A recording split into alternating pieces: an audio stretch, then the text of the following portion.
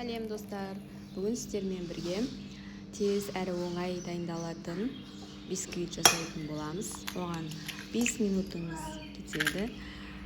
Ол үшін бізге жұмыртқа, 3 жұмыртқа керек, 1 банка сгущенка керек, 1 кесе сұйық май, 2 шай қасық разрыхлитель, 1 шымшым тұз және де 1 кесе ұн қажет болады.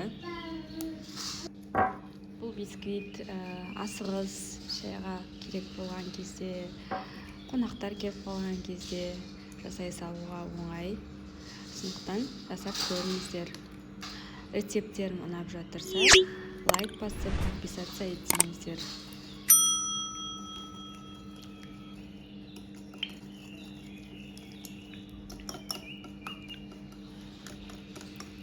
Қоспамызды жақсылап араластырып, үстіне ұнды 2 бөліп саламыз.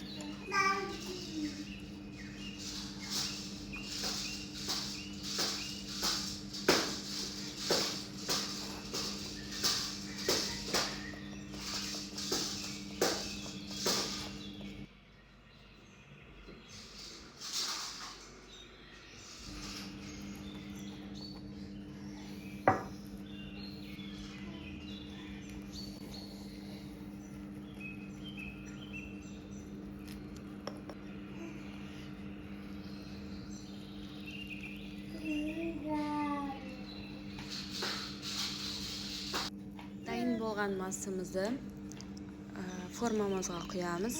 Менің формам майлауды қажет етпейді. Бірден құйдым. Және де қызып тұрған пеште 200 градусқа пісіріп аламыз. Бисквитіміз дайын. Бәріңізге ас болсын.